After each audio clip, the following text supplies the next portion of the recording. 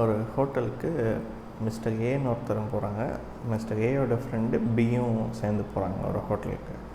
Mister A வந்து regular customer அந்த ஹோட்டலுக்கு. மிஸ்டர் பி வந்து சும்மா அவங்க கூட சேர்ந்து போகிறதுக்காக வந்திருக்காங்க. அன்றைக்கி மட்டும் வந்திருக்காங்க, ஓகேவா. ஸோ சாப்பிட போகிறாங்க 2 பேரும். சாப்பிட்டுட்டு வெளியே வரும்போது இந்த ஹோட்டல் ஓனரை வந்து பார்க்குறாங்க. ஹோட்டல் ஓனர்கிட்ட வந்து சொல்கிறாங்க, லைக் ஹோட்டல் ஓனர் வந்து இவங்க 2 பேர்கிட்டையும் சொல்கிறாங்க, இந்த மாதிரி இன்றைக்கி நல்ல சேல்ஸ் சார், நிறைய விற்றுச்சு அப்படின்ற மாதிரி சொல்கிறாங்க. அப்போது இவங்க பில்லை வந்து பார்க்குறாங்க. இவங்க பில்லு வந்து மொத்தம் 1000 ரூபாய்க்கிட்ட இருக்குது. இந்த ஹோட்டலுக்காரருக்கு குஷி தாங்கலை. ஆல்ரெடி செம்ம சேலு, இப்போ இவ்வளோ 1000 ரூபாய்க்கு போயிருக்கு. அவங்க வேறு ரெகுலர் கஸ்டமரு. ஸோ என்ன பண்ணுறாங்க, அந்த சர்வர் பாய்கிட்ட வந்து சொல்கிறாங்க, சாருக்கு வந்து ஒரு சில்லாக ஒரு மோரும் ஒரு 1 கிலோவுக்கு மூத்தலிட்டுவும் கொடுத்து விடு அப்படின்னு சொல்லிட்டு. இவருக்கும் என்ன சார் திடீர்னு ஏன் அப்படின்னு, இன்றைக்கி நல்ல சேல் சார், நானும் நல்ல மூடில் இருக்கேன், அதனால் எடுத்துக்கலாம் அப்படின்ற மாதிரி. இது வந்து இந்த பி அப்படின்றவங்க பார்த்துட்ருக்காங்க. பி வந்து என்ன பண்ணுறாங்கன்னா, ஓ அப்போ இந்த கடையில் வந்து நம்ம ரெகுலர் கஸ்டமராக இருந்தால், அவங்க நல்ல மூடில் இருந்தால் நம்மளுக்கு வந்து இதெல்லாம் கிடைக்கும் அப்படின்னு சொல்லிட்டு பியும் வந்து ரெகுலர் கஸ்டமராக மாறிடுறாங்க. இதுதான் போனஸ் இஷ்யூ ஷேர் மார்க்கெட்டில். Welcome to money world. இப்போ என்னென்னா, இதுக்கு வந்து போனஸ் இஷ்யூவை பொறுத்த வரைக்கும் ஒரு க்ரைட்டீரியா இருந்தால் இருக்கும். எல்லாருக்குமே இருக்கணும்னு அவசியம் இல்லை. அது கம்பெனியை பொறுத்து தான். இப்போது எனக்கு வந்து 100 ஷேர் இருந்தால் தான் நான் வந்து ப்ளஸ் 1:1 ரேஷியோவில் வந்து நான் உங்களுக்கு கொடுப்பேன். ஒரு ஷேர் இருந்தால் இன்னொரு ஷேர் உங்களுக்கு ஃப்ரீ அப்படின்ற மாதிரி நான் கொடுப்பேன் அப்படின்ற மாதிரி அவங்க ஆக்டிவேட் பண்ணி அவங்க கொடுக்கலாம். It is the companies wish. அவங்க பண்ணணுன்னா அதை பண்ணலாம். ஸோ அந்த க்ரைட்டீரியா வச்சு தான் கொடுக்கணுன்னா அப்படி கொடுக்கலாம், ஓகேவா. அண்டு இது வந்து மெயினாக எதுக்குன்னா, அவங்களோட இதை காட்டுறதுக்கு. நாங்கள் வந்து நல்லா ஃப்ளரிஷ் ஆகிருக்கோம். It is because of you guys we flourished, so we are giving you extra shares அப்படின்ற மாதிரி. அவ்வளோ மெயினாக வந்து அந்த போஸ் பண்ணுறதுன்னு சொல்ல முடியாது, அவங்களோட வெல்பீயிங்கை வந்து காட்டுறாங்க அப்படின்ற மாதிரி தான் அர்த்தம் அதுக்கு. ஸோ இவங்க மெயினாக என்னென்னா வந்து இவங்க டிவிடெண்ட் வந்து கொடுக்க விரும்பலை அப்படின்னா வந்து இந்த மாதிரி ரவுட் வந்து சூஸ் பண்ணுவாங்க. பிகாஸ் அவங்ககிட்ட கேஷ் இல்லைன்ற மாதிரி அர்த்தம் கிடையாது. அவங்க கேஷ் வந்து கொடுக்க விருப்பப்படலை, ஓகேவா. டிவிடெண்ட் வந்து நிறைய பேருக்கு கொடுக்கணும், இத்தனை பேர் இருக்காங்க அப்படின்னா நான் எல்லாருக்கும் டிவிடெண்ட் கொடுக்கணுன்னா அது சரியாக வராது. அவங்களுக்கு வேணுன்னா கூட அப்புறமா விற்றுக்கலாம், நான் வந்து ஷேர்ஸாகவே கொடுத்துட்றேன், எக்ஸ்ட்ரா ஷேர்ஸாக கொடுத்துட்றேன் அப்படின்னு சொல்லிட்டு கொடுக்குறது தான் போனஸ் இஷ்யூ.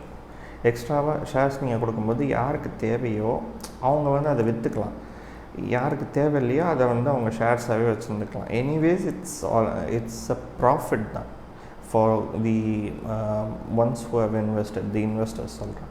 அவங்களுக்கு எப்பயுமே அது ப்ராஃபிட் தான். ஒரு போனஸ் இஷ்யூ வந்தால் தயவு செஞ்சு அப்ளை பண்ணுங்கள். So you will get bonus.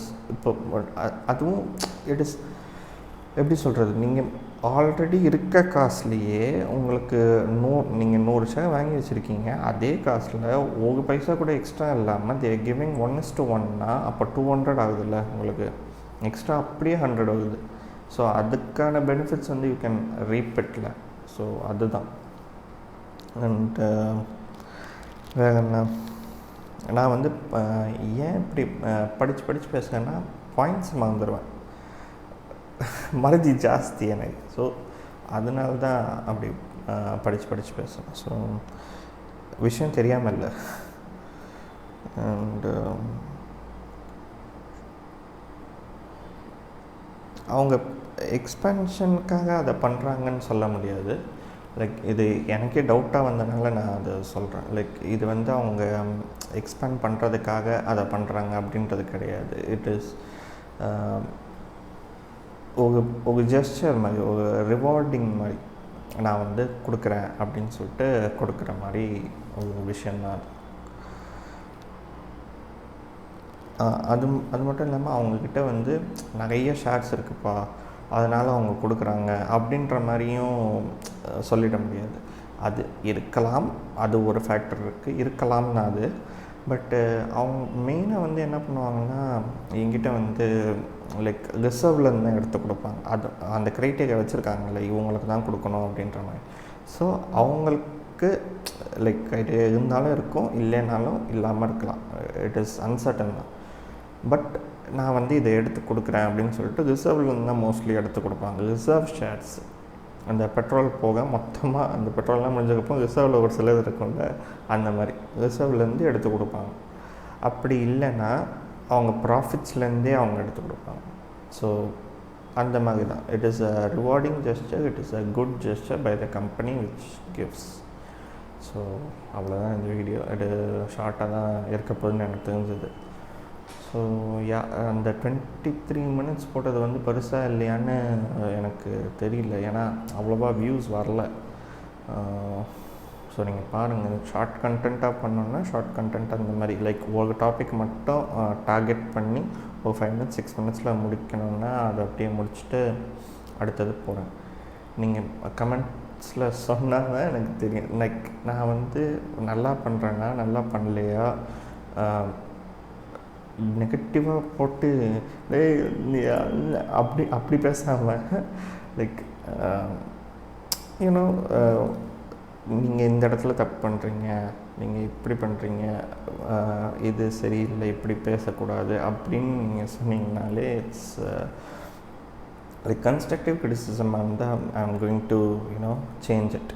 But ஹேட்டாக நீங்கள் நானே பல இதில் வந்து இதுக்குள்ளே வந்திருக்கேன். ஸோ அது ஹேட்டெல்லாம் எனக்கு பார்க்க பிடிக்கல, அண்ட் அதை நெக்லெக்ட் பண்ணிவிட்டு நான் போயிடுவேன். ஸோ அதுதான், அது என் காதிலே விழாத மாதிரி நான் போயிடுவேன். ஸோ அது ஒன்று. அண்டு ஏதாவது உங்களுக்கு பிடிச்சிருந்ததுன்னா கூட ப்ளீஸ் லெட் மீ நோ இந்த கமெண்ட்ஸ். ஸோ தட் அதே வந்து நான் ஓரளவுக்கு திரும்ப பண்ண பார்ப்பேன். இது வேல்யூவாக இருக்கா என்னன்னு தெரியல, பிகாஸ் நிறைய பேர் வந்து ஷேர் மார்க்கெட்டில் இன்வெஸ்ட் பண்ணாதீங்கன்னு சொல்லுவாங்க. நான் நல்லது கெட்டதுன்னு சொல்ல வரல, ஏதோ ஒரு அவென்யூ உங்களுக்கு காசு ஜென்ரேட் பண்ணுற மாதிரி, காசை வச்சு தான் காசை வந்து ஜென்ரேட் பண்ணுற மாதிரி ஒன்று வரும். தூங்கும்போது உங்களுக்கு காசு வரும்ன்ற அந்த ஒரு அவென்யூ வந்து ஷேர் மார்க்கெட்டில் இருக்குது. அண்ட் மற்றதுலேயுமே மற்ற எல்லா எப்படி சொல்கிறது, ரியல் எஸ்டேட்டில் இருக்குது, பாண்ட்ஸில் இருக்குது, நிறைய விஷயத்தில் இருக்குது. பட் இந்த அளவுக்கு லிக்விடிட்டியாக இருக்கா அப்படின்னு சொல்லிட்டு தெரியல. நான் மெயினாக ஷேர் மார்க்கெட் வந்து ஃபோக்கஸ் பண்ணல. I will try to include everything, like real எஸ்டேட்லேருந்து கிரிப்டோலேருந்து எல்லாத்தையுமே I will try to include. But என்னோடய டொமைனாக எனக்கு எது நல்லா ஸ்ட்ராங் ஹோல்டு எனக்கு எதில் இருக்குன்னா ஷேர் மார்க்கெட்டில் தான் இருக்குது. ஸோ அதெல்லாம் கற்றுட்டு தான் நான் வந்து அடுத்தடுத்து அதில் மூவ் ஆன் ஆகணும். எனக்கு நீங்கள் சொன்னீங்கன்னா தான் தெரியும், எனக்கு இதெல்லாம் ஓகேப்பா, எனக்கு ரியல் எஸ்டேட்டில் சொல்லு, எனக்கு பாண்ட்ஸில் சொல்லு, எனக்கு கோல்டில் சொல்லு, எனக்கு கமாடிட்டிஸ்னால் என்னன்னு சொல்லு அப்படின்னு சொன்னால் தான் like I will be able to read about it. And அதுக்கு கொஞ்சம் லேட் ஆகும் தான். I'm not an expert. நான் எப்பயுமே சொல்கிறேன், I'm not an expert. So yeah 5 minutes முடிஞ்சது. நான் 3 months வந்து ரேங்க் பண்ணியிருக்கேன்னு நினைக்கிறேன். Let me know in the comments. That's all. Thank you.